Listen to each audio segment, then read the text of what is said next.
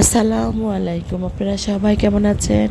এই যে দেখেন আকাশ কি মেঘলা, আর এত বাতাস চালাচ্ছে, আর চারদিকে অন্ধকার হয়ে গেছে।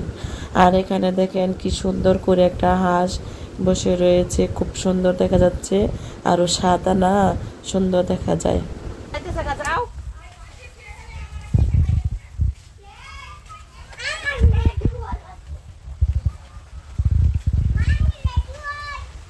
অনেক সময় দিছে আল্লাহ, আল্লাহ কিন্তু অনেকটুকু সময় দিছে, পরে যে বৃষ্টি পড়তেছে।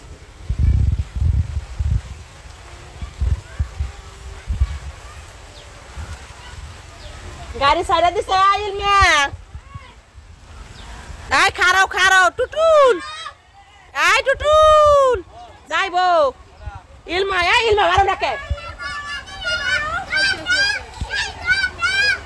আল্লাহ কি হলো গো?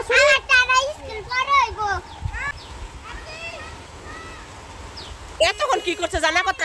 এই যাইবো টুটুলে, বৃষ্টির দিন না, গাড়ি যাবো একদম সাথে লেগে খাচ্ছিল পুকুর ধানগুলো গো।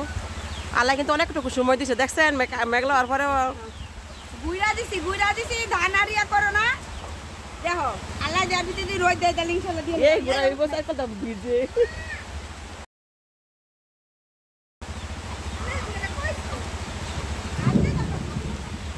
আর তো মানে চলে লাগে না, অনেক স্বাস্থ্য কঠিন। কালকা দেখছি ফাটার মাঝে বাড়তাছে বলি এলে তো বই আলো তাছাড়া কেমন যে ভালো লাগে। তর তাজা মরিচ গাছটা কে ভাঙলো? এই মরিচ গাছ ভাঙছে কেমনে গো? হ্যাঁ,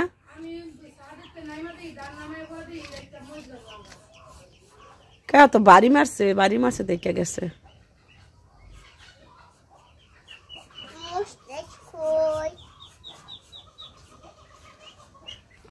সন্ধ্যা হয়ে গেছে, হাঁস মুরগি বাড়ির কাছে চলে আসলো, মুরগির ঘরে যাবে। সব হাঁস মুরগি উঠানে আসছে, যে দেখেন আমার মুরগাটা কত সুন্দর দেখা যাচ্ছে, সুন্দর না? এটা এখন ঘরে যাবে। দান দে।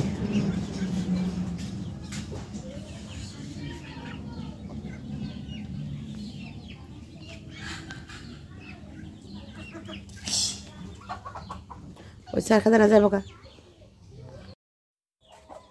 এই ছোট ছোট হাঁসের বাচ্চা আর মুরগিগুলো হলো আমার জালের, এগুলো আমার না, এগুলো হলো জালের। এগুলো সন্ধ্যা হয়ে গেছে, ঘরে যাবে।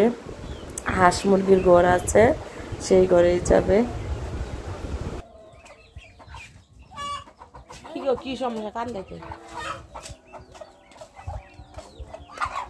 মার না।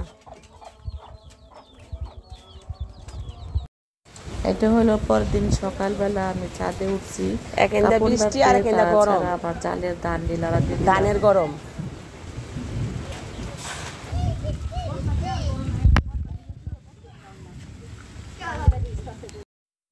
আর রাতের বেলা ছেলে মেয়েকে নিয়ে চটপটি খাচ্ছি, গরমের মাঝে চটপটি, টক টক ঝাল ঝাল করে চটপটি খাচ্ছি আমরা ছোট বড় সবাই।